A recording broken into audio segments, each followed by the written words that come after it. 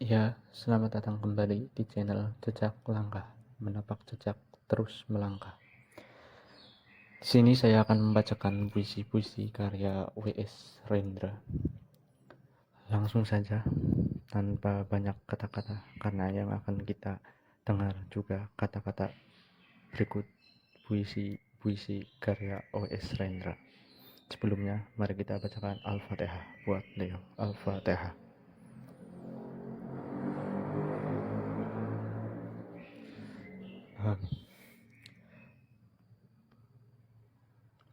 Permintaan.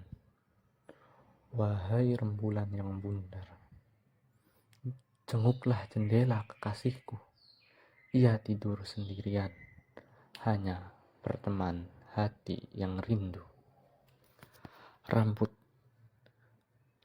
kekasihku sangat indah dan panjang, katanya.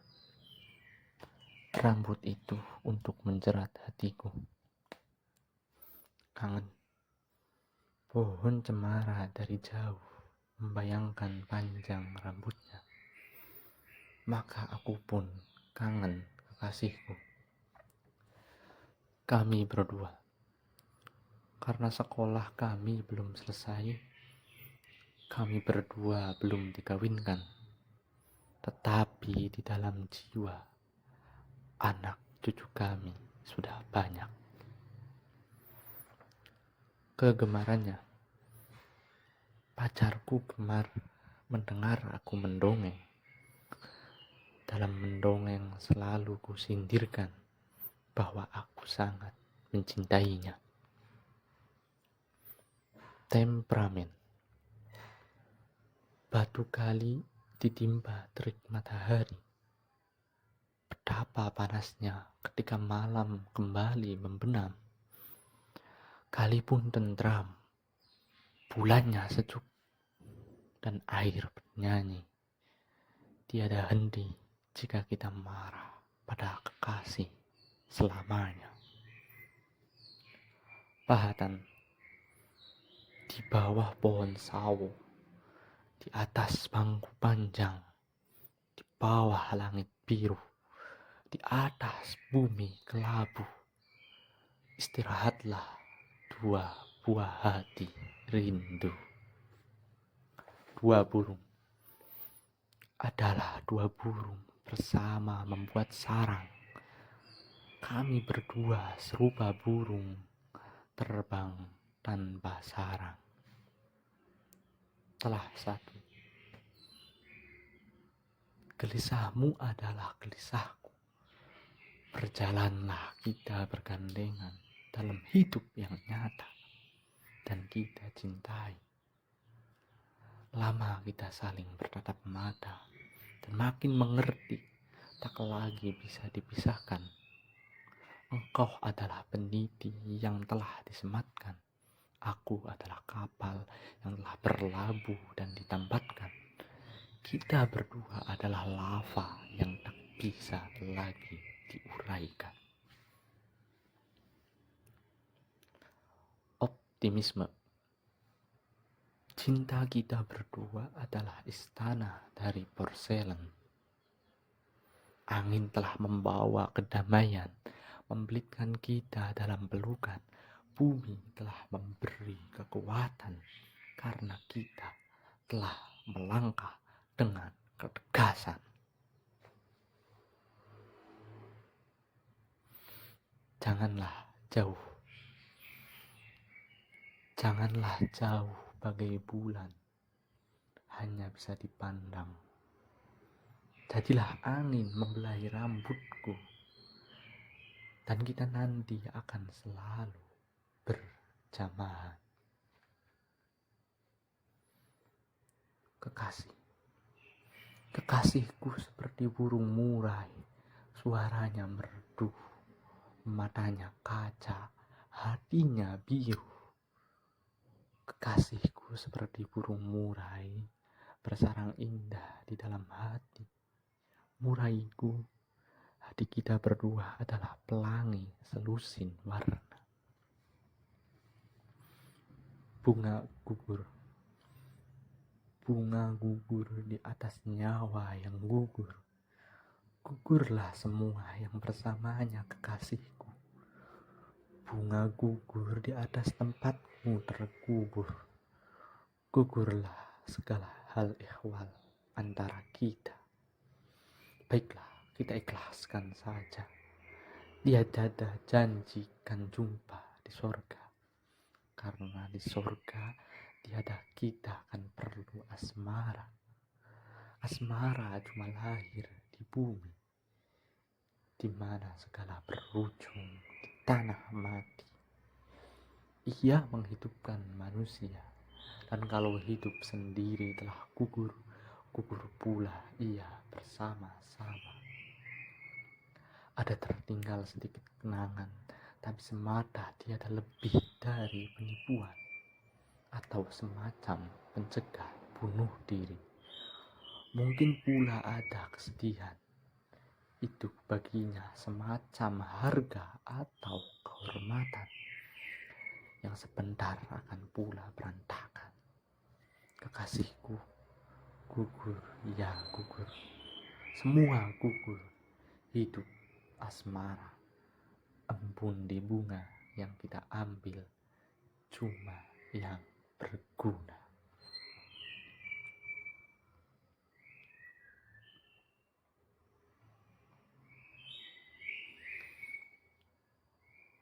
Sajak cinta ditulis pada usia 57.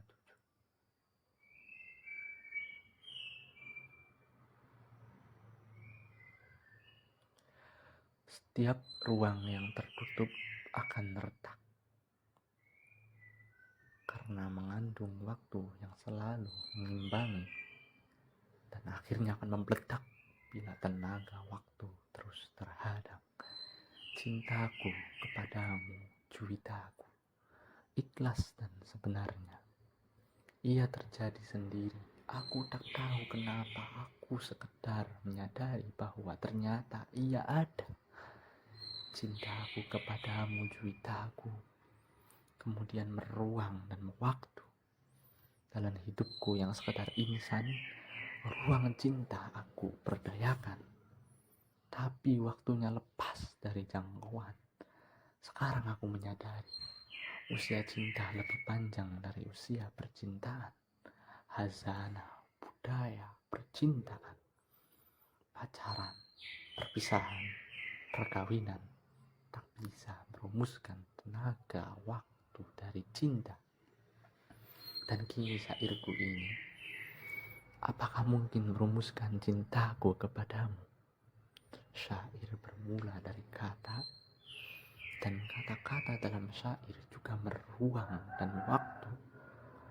Lepas dari kamus, lepas dari sejarah, lepas dari daya korupsi manusia. Demikianlah maka syairku ini berani mewakili cintaku kepadamu, Juwitaku. Belum pernah aku puas menciumi kamu. Kamu bagaikan buku yang tak pernah tamat aku baca. Kamu adalah lumut di dalam tempurung kepalaku. Kamu tidak sempurna, gampang sakit perut, gampang sakit kepala, dan temperamenmu sering tinggi. Kamu sulit menghadapi diri sendiri, dan di balik keanggunan dan keluasanmu, kamu takut kepada dunia. Juwitaku, lepas dari kotak-kotak analisa, cintaku kepadamu ternyata ada. Kamu tidak molek, tetapi cantik dan juwita. Jelas tidak imaculata, tetapi menjadi mitos di dalam kalbuku. Sampai di sini aku akhiri renungan cintaku kepadamu. Kalau dituruti toh akan ada akhirnya. Dengan ikhlas aku persembahkan kepadamu. Cintaku kepadamu telah mewaktu. Syair ini juga akan mewaktu. Yang jelas usianya akan lebih panjang dari usiaku dan usiamu.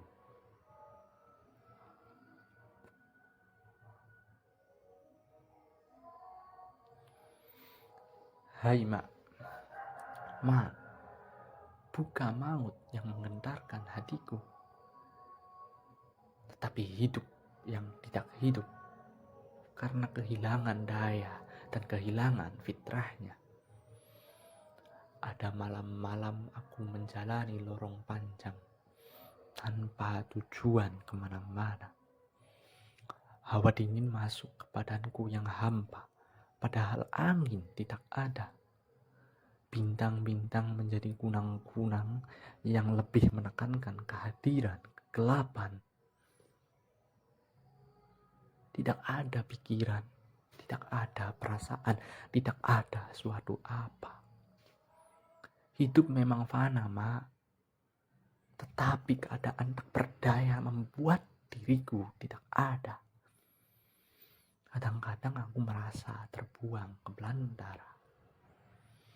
Dijauhi ayah, bunda, dan ditolak para tetangga.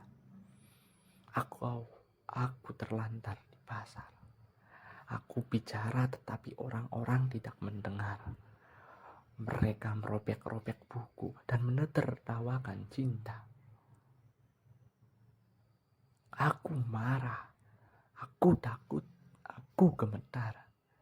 Namun gagal menyusun bahasa. Hidup memang fana, mak. Itu gampang aku terima. Tetapi duduk memeluk lutut sendirian di savana membuat hidupku tak ada harganya. Kadang-kadang aku merasa ditarik-tarik orang ke sana kemari. Mulut berbusa sekadar karena tertawa.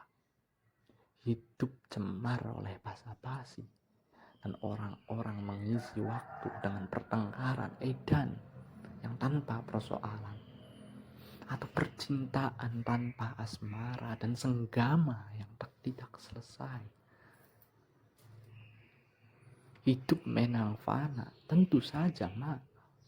Tetapi akrobat pemikiran dan kepalsuan yang dikelola mengacaukan isi perutku, lalu mendorong aku menjerit-jerit sambil tak tahu kenapa rasanya setelah mati berulang kali.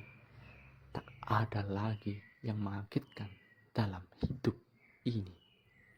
Tapi mak, setiap kali menyadari adanya kamu di dalam hidupku ini, aku merasa jalannya arus darah di sekujur tubuhku. Kelenjar-kelenjarku bekerja, sukmaku bernyanyi, dunia hadir, cicak di tembok berbunyi. Tukang kebun kedengaran berbicara pada putranya. Hidup menjadi nyata, fitrahku kembali. Mengingat kamu, mak, adalah mengingat kewajiban sehari-hari. Kesederhanaan bahasa prosa, keindahan isi puisi. Kita selalu asik bertukar pikiran, ya mak. Masing-masing pihak punya cita-cita. Masing-masing pihak punya kewajiban yang nyata. Hai mak, apakah kamu ingat? Aku peluk kamu di atas perahu ketika perutmu sakit dan aku tenangkan kamu dengan ciuman-ciuman di lehermu. Masya Allah, aku selalu kesengsem pada bau kulitmu. Ingatkah waktu itu aku berkata, kiamat boleh tiba, hidupku penuh makna. Wah, aku memang tidak rugi ketemu kamu di hidup ini. Dan apabila aku menulis sajak, aku juga merasa bahwa kemarin dan esok adalah hari ini. Bencana dan keberuntungan sama saja. Langit di luar, langit di badan bersatu dalam jiwa. Sudah, iya mak.